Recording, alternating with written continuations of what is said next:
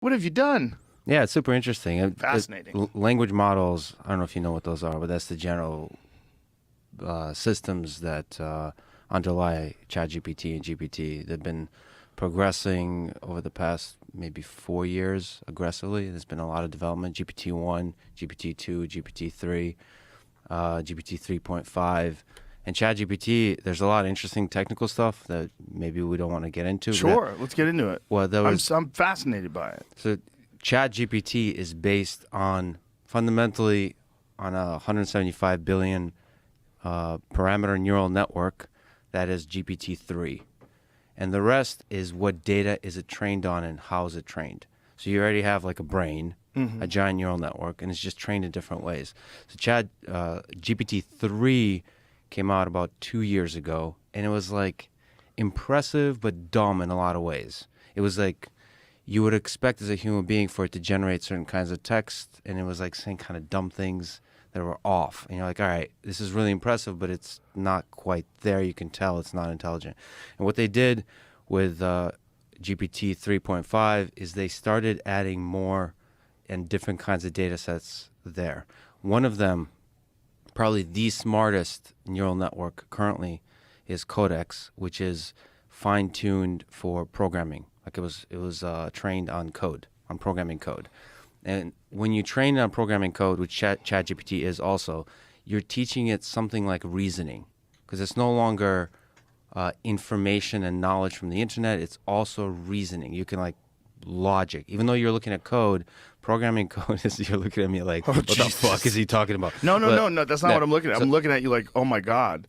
But reasoning is in order to be able to stitch together sentences that make sense, you not only need to know the facts that underlie those sentences, you also have to be able to reason. Yeah. And we take it for granted as human beings that we can do some common sense reasoning.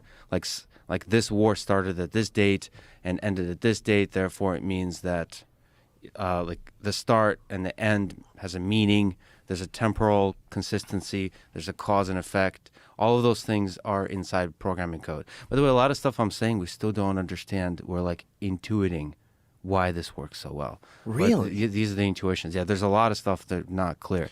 So so GPT 3.5, which ChatGPT is likely based on, there's no paper yet, so we don't know exactly the details, but it was just trained on code and more data that's able to give it some reasoning. Then, this is really important, it was fine-tuned in a supervised way by human labeling. Small data set, but human labeling of here's what we would like this network to generate. Here's the stuff that makes sense. Here's the kind of dialogue that makes sense. Here's the kind of answers to questions that make sense.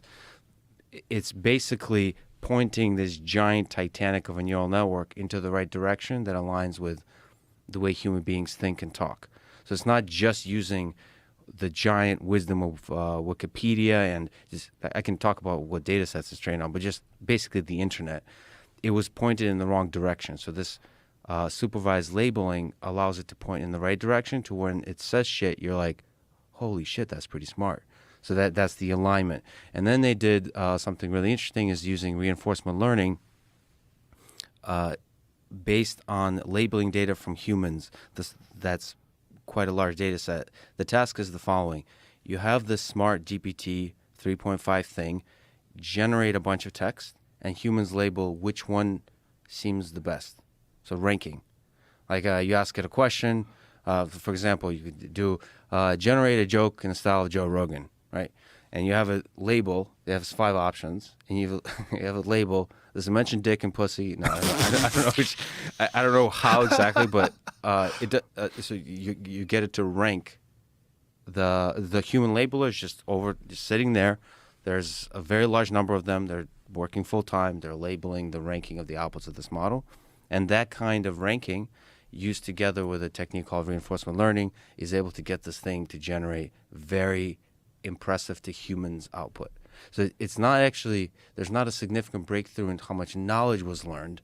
That was already in GPT-3, and there was much more impressive models already trained. So it's on the way, not just OpenAI.